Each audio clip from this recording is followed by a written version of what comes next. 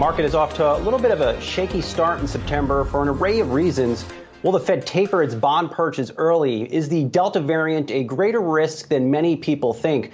Our next guest says these concerns are very valid and they may lead to a near-term market correction. Mike Wilson is Chief Investment Officer and Chief Equity Strategist over at Morgan Stanley. Mike, good to see you here on this Friday morning. Really interesting note out from you and your team.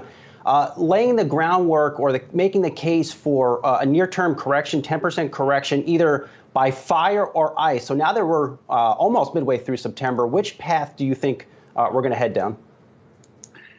Yeah, thanks for having me on. I mean, we're at an interesting junction, I would say. Interestingly, this year has played out almost to script exactly at the stock and sector level, meaning kind of this mid-cycle transition narrative we laid out in March has really played out, meaning lower quality parts of the market have underperformed and the higher quality parts of the market, and I mean globally, have really outperformed. And that's really kept the indices, the major indices like the S&P 500 and NASDAQ elevated, while lower quality indices, say like the Russell or the transportation index, some of the early cycle stocks have really underperformed. And that fits very neatly with this time of economic expansion. What's missing is a full final derating that we typically get in that transitional period from peak rate of change on growth to something more modest. And what you usually get is about 20% derating in the S&P 500 PE multiple. We've gotten about a 5% derating so far. So we see no reason why that won't complete itself. Very similar, by the way, to other mid-cycle transition years like 94, 04, 2011, and then, of course, now. So, that's what we're looking at. We're looking at, okay, well, how is that last part going to manifest itself? Will it be by fire? Meaning, things overheat, the Fed tapers, rates go up, and then multiples come down? Or will it be something a little bit more negative, I think, which is the kind of, correction by ice, or that the slowdown that we're seeing right now ends up being more persistent, that we don't really see much of a snapback in the fourth quarter as Delta fades, that this is more about payback and demand from last year's overconsumption binge. And that's the part we're leaning towards. So as a long answer to your question, but we're leaning towards that sort of continued slowdown being a little bit worse. And the reason why is not because of the virus and Delta, but because we just overshot on the upside so much, right? So the nature of this recovery has been very acute. One of the reasons we were overly bullish last year is because we said we're going to have a period of over-earning and operating leverage is going to be surprisingly good. And we got that. In fact, it was even better than we expected. So it would be natural that the mid-cycle transition ends up being worse than normal. Hey, Mike, it's Julie here. You mentioned the fourth quarter is really when this should start to crystallize or be more clear. How do you sort of then time the strategy to coincide with that? And what are some of the key data points you're going to be looking for to confirm whether you're correct on the ICE part of the equation? Yeah, I mean, that's always the trick is timing. And so, it's very, very, very, very difficult sometimes to time these things. And once again, we got the sector style rotations perfectly timed. We have not gotten the index time very well. We thought this would have happened maybe a couple of months ago, and it's persisted to move up. And I think part of that is due to money flows. So as everybody knows, the retail investor has been pretty aggressively putting money into the market. Corporates have also been active because they over-earned in the first half of the year, so they've been buying back stock. And that's really allowed the index to stay somewhat inflated. We've also seen inflows from overseas as China's stock market has had issues. Some of the money that was over there has moved into the U.S. as sort of a safe haven. And so that's been the tricky part. So we're going to be watching those money flows. The supply of issuance is going to be picking up in September, as it typically does. Corporate buybacks will slow down into the quiet period as they typically do. So that's one thing. The other areas we're really watching is consumer confidence. As you know, that's really peeled back.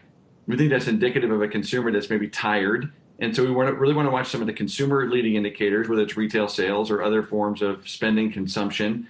And then the last one is probably the PMIs. So the PMIs have peaked. We know that. The question is, how far do they come back in as some of the supply chain disruptions get resolved? We think the PMIs could come in harder than people are expecting. And so that's what we're watching as well.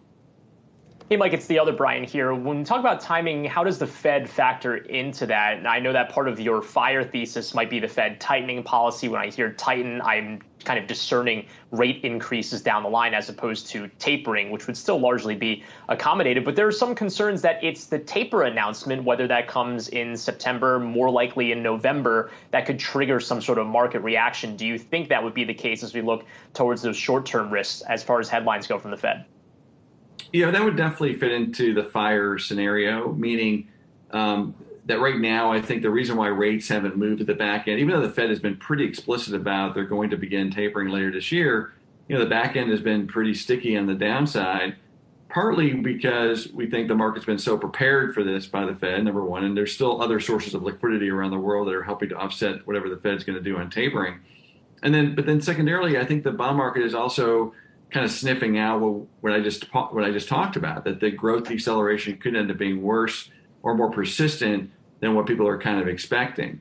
So all this is going to manifest itself into the fourth quarter, and all these questions are going to be answered. The bottom line for us, which I think is the most important thing, is that the risk reward is not particularly great at the index level from here, no matter what the outcome is. So that's why we don't have any upside to the S&P 500 for the rest of this year. In fact, we have downside to our targets, and we're trying to make money in different ways, like trying to find, the stocks that'll work, the relative value trades that we think are still available. Mike, I've been surprised by the rally, let's say over the past month, in some of these high quality stocks. Let's call attention to the FANG stocks. Some of them have really ripped higher despite fears of a Fed taper. Can those rallies continue, even though it does look like the Fed will taper later this year or at the latest, or start doing this early 2022? Yeah, I mean, the high quality, large cap growth stocks, that is usually what holds up the best in the mid-cycle transition. So that's not surprising. That was part of our call back in March. They have probably gone a little bit further than I would have gathered because of some of those inflows from, whether it's retail, corporates. Don't forget the biggest corporate buyers are the large cap growth companies. And then, of course, the flows from China and global investors. And look, I think tapering is one part of the equation that I think should ultimately hurt the valuations of those high multiple stocks if the back end starts to move with the tapering announcement officially. But I think the other risk that people don't talk about much for those stocks is that, these were some of the prime beneficiaries of the work from home phenomena. And I do think people are being a bit complacent around the payback and demand for some of these secular growers. Doesn't change the secular growth story, but they are still inherently cyclical to some degree. And there could be some payback in those earnings estimates over the course of the next 2 quarters. And I think that's the bigger risk than it is, say, valuation or rates. And Mike, finally, I want to come back to this idea of a potential 20% correction and the fact that we haven't seen it. Because what you're talking about with the fire or ice scenario is obviously going to be a little bit more gradual to emerge. Do you think that there is any risk of a catalyst that could trigger that correction? And what would your contenders be?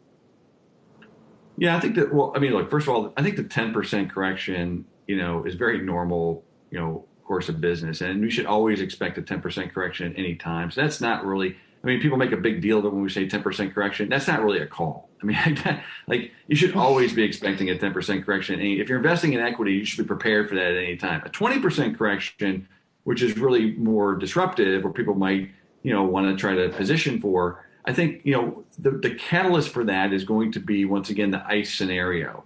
And the catalyst will be earnings season, where we learn from companies that there's been a bunch of double ordering, that inventory builds perhaps are bigger than what people are anticipating because demand has been overstated.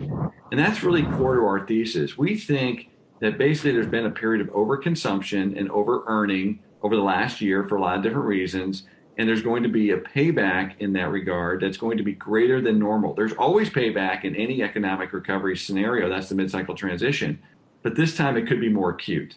And that's what would lend itself to a bigger correction, because the earnings estimates would then have to come down as opposed to flattening out. All right, we'll leave it there for right now. Mike Wilson, over at Morgan Stanley, Chief Investment Officer. Good to see you. Have a great week, and really appreciate the market thoughts.